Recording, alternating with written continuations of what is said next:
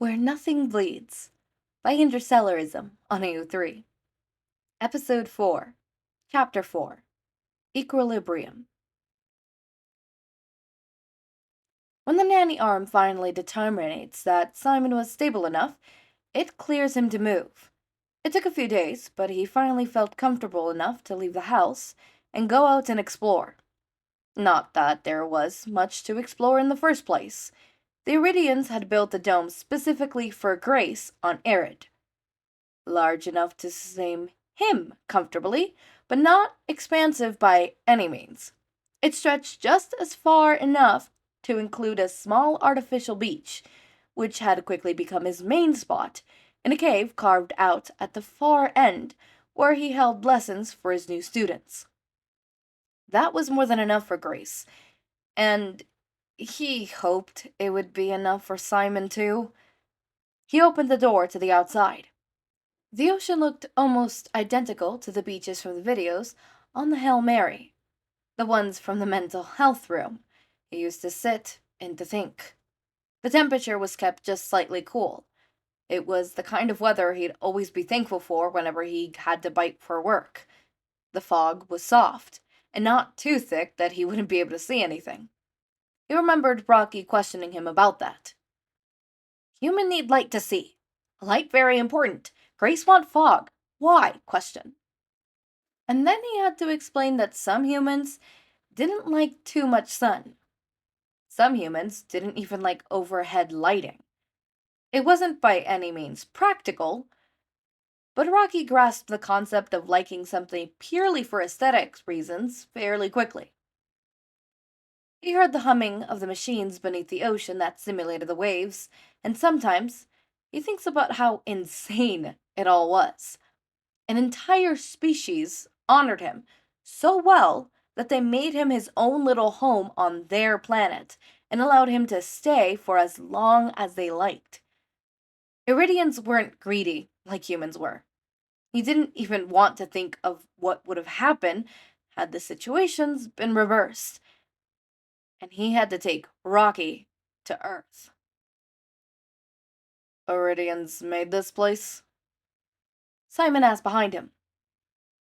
Yeah, oxygen is toxic to them, so they have to wear a protective suit whenever they come in here. I'm sure you've seen Rocky wear one. He explains, going down the steps leading into the beach. He stops when he realizes he wasn't hearing footsteps. He turns around briefly. He sees Simon at the top of the steps just staring. Grace follows his gaze. He's gotten used to the sight, but it must be quite the sight for Simon, who hasn't seen Earth in probably years. Simon has that look in his eye again, overwhelmed, but grateful. He remembered seeing it the other day when he hugged him. That was an emotional moment for the both of them. Simon held him tightly, longer than expected. Grace returned the embrace without hesitation. At first, he told himself it was for Simon, and that he needed it. But the longer he stayed, the more he realized it steadied something in him too. Grace needed that hug just as much. The relief of another human being's warmth, touch, couldn't compare to machines, or even Eridians. Sorry, bud.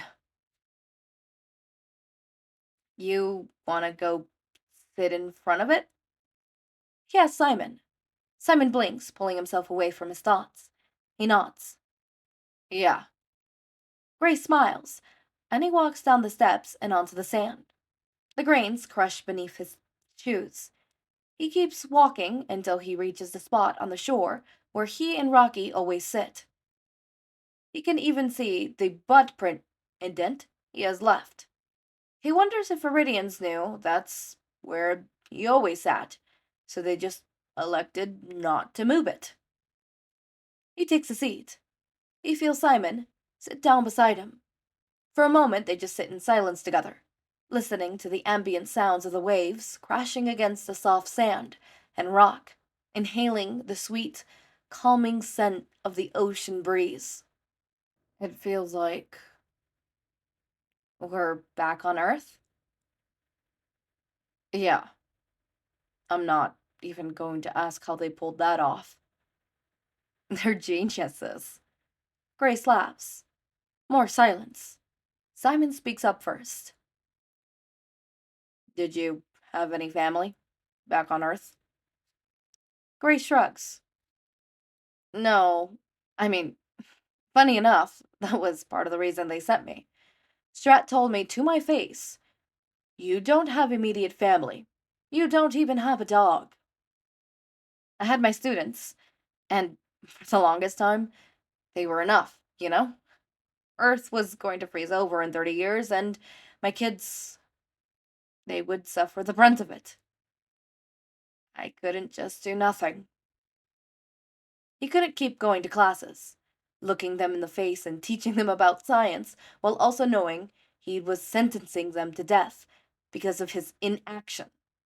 And although Grace didn't believe that he was the best molecular biologist out there, he knew that he could at least do something. If not for himself, then for his kids. He firmly believed that was his purpose. When he was younger and a bit more insufferable about his ambitions, he wanted to make a name for himself. He had the kind of stupid courage that pushed him to write a thesis arguing that alien life forms didn't need water to survive, then called every scientist who peer reviewed it a moron. And even then, his pride wouldn't let him admit it. Then later on, he was proven spectacularly wrong, with alien life forms showed up at his doorstep saying, "Hey, we're made almost entirely out of hydrogen, and your entire discography was a joke. You were so wrong, and now you're going to study us forever to make up for it."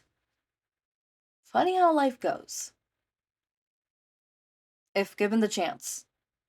Simon looks at him. Would you ever go back to Earth? That was a tough question. Eridian scientists were already working on repairing the Hail Mary and equipping it with all the necessary fuel and items that he might need for the journey home. Rocky told him he would always have that option. 16 light years may be a long time, but he will get home eventually. Problem is, he doesn't know if he wants to. We do have the chance, he says. They've repaired the Hail Mary. Rocky told me we would use it to go back home or stay here for as long as we can. As long as we can. Do they mean however long our lifespans are? Yeah. Eridians live hundreds of years longer than humans do. It's kind of unfair, really. Grace laughs. But that's the choice. And have you decided? Grace turns to make eye contact with him. God, those intense eyes were hard to gaze into sometimes. Simon always looked through his soul. He felt like Simon was seeing everything about him, and everything he was letting go unsaid. No, I'm definitely not leaving anytime soon. I think. There's too many things to learn here, and this is a chance that not many other people get. I can't waste it. He was sugarcoating a bit. That sentiment was a lot stronger for Grace. If his true fate was staying on Erid and living out the remainder of his lifetime here, then he was content. He just had to put his fate into those probes and hope they would manage to make it home, and that their scientists weren't too busy trying to survive before they could actually put it to good use. If Strat was still alive, he knew she'd make sure the project wasn't in vain. His sacrifice was done. He didn't need the glory or the recognition from humanity. In fact, going back home might just stress him out even more. He didn't like being the center of attention. And the idea of talking to the president or the world about how he saved the world wasn't appealing to him at all. All he truly cared about was his students making it, and he talked about them enough to Strat that she knows it was probably one of his only earthly desires. But he had no reason to return home at all. But Simon might want that. Do you want to go back? He won't blame him if he wanted to. He'd teach him everything he could about the Hail Mary and how to pilot it, how to induce the coma, and he'd send him back home. He had no problems giving it up for him. He's sure the Eridians could make him a new one if he really wanted that. I don't know. Simon says honestly. He looked out into the ocean. I wanted to live. I didn't think about it further than that. It's not like I could, anyways. He mutters. I don't remember what living supposed to feel like. But if it's anything like this. Grace watches him sink his hands into the wet sand. He feels the grains of it beneath his fingertips, inhaling shakily. If it's anything like this, then I want to stay. Relief floods Grace's chest. He nods, smiling. Even if Rocky and the other Eridians were great company, Simon's familiarity had slowly grown to mean so much to him. So much that losing it would hurt. And you'll stay, for as long as you'd like. It's been a few days since that conversation. Grace could see the difference in Simon almost immediately. Accepting that he was living again did wonders for him. It seems the tension that once clung to him had eased, his movements no longer stiff or guarded like he was bracing for something to go wrong. He ate without hesitation, slept without joking awake, and could finally attempt to communicate with Rocky without worrying that he'd suffer another bad interaction with the alien life form.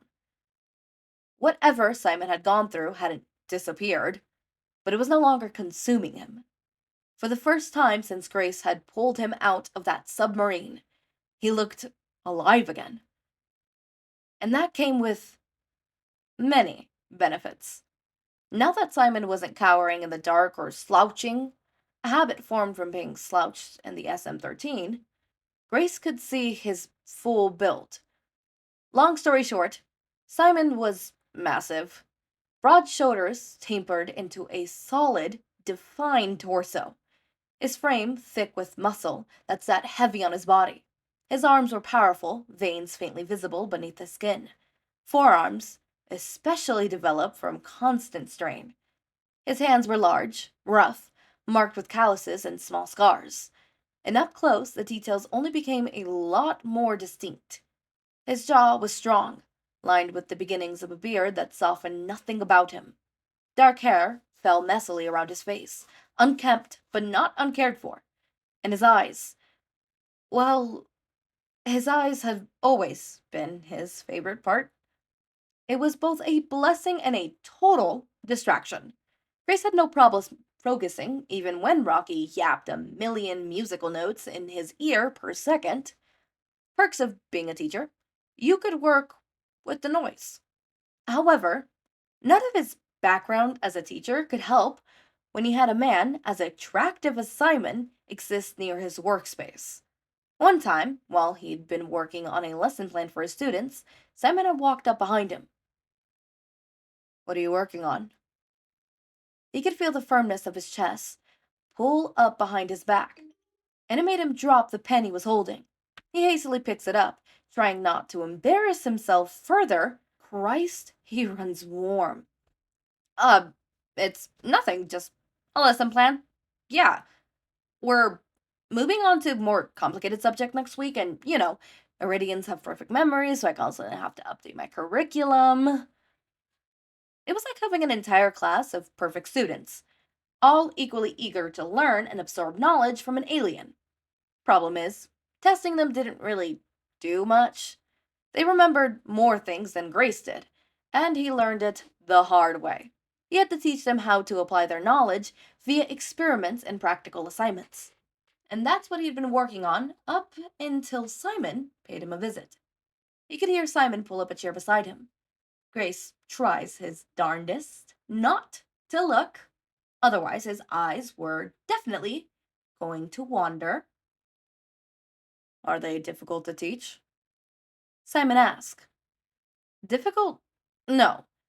They behave better than our kids back on Earth, but I guess they'd be difficult in the sense that it feels like they have to teach me. A lot of them are older than me, They're baby Eridians, but they're like 50 years old. And how old are you? 46. Oh. Silence.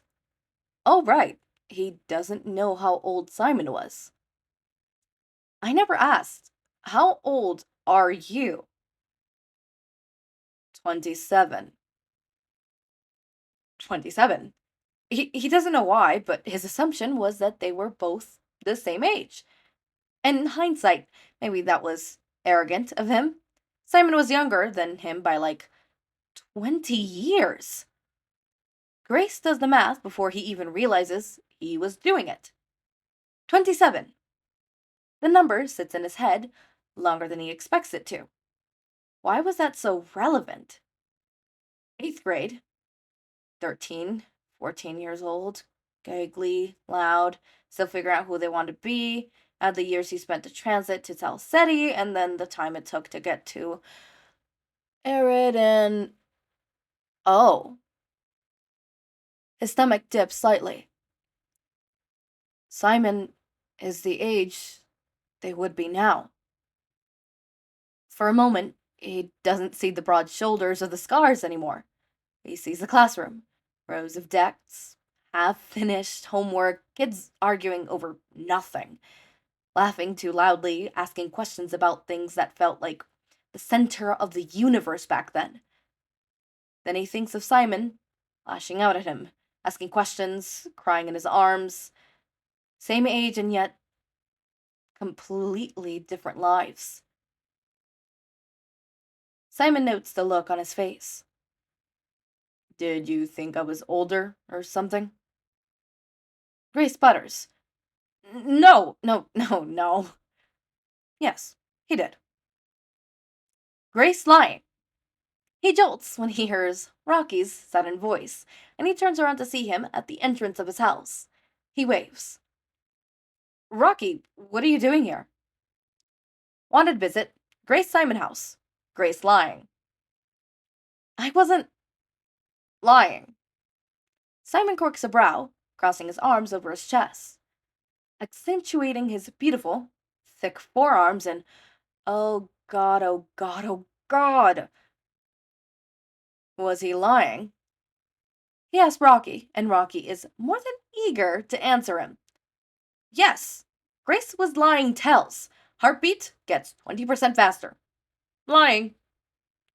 Curse you, my ever-honest, stupidly innocent best friend. Okay, I assumed that you were older. You give off the brooding space veteran kind of vibe. And the thought of someone so young suffering through the hell that he went through made Grace a bit sick to his stomach. He sees Simon crack a smile. He's smiling. He hasn't seen him smile before. Oh. His brain scrambles to take a photo of the moment.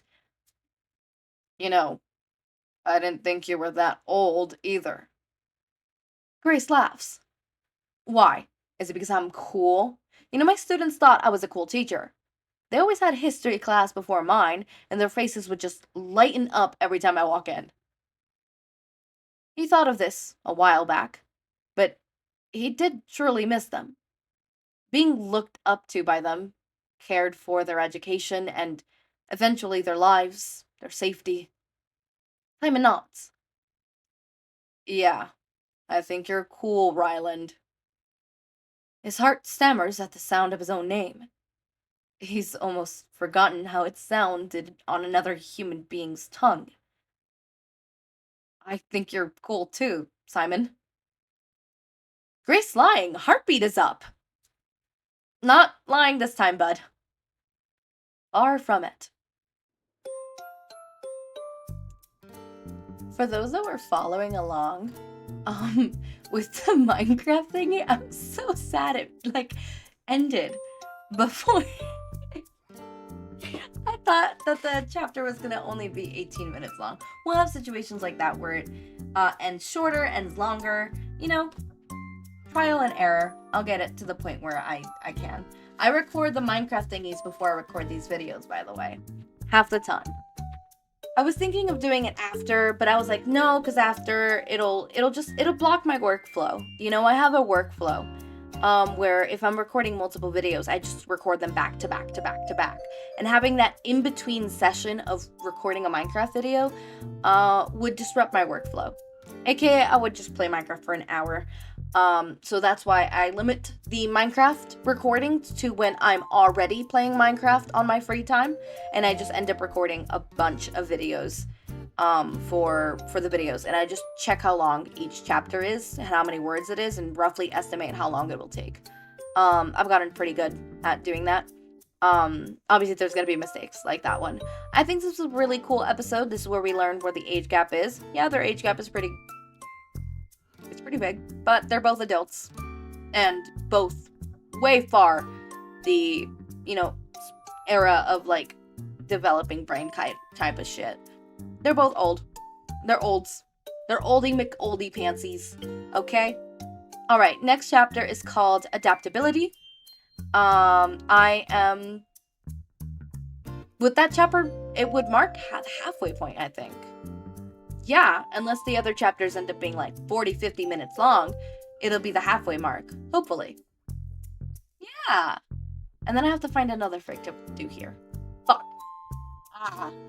I'll figure it out. I'll make do. Anyways, as always, my raindrops, make sure to eat, sleep, drink water, take your meds. Have a wonderful day or night. Link to my Discord server and socials are down in the description. Subscribe to see more of my content, and thank you so much for watching.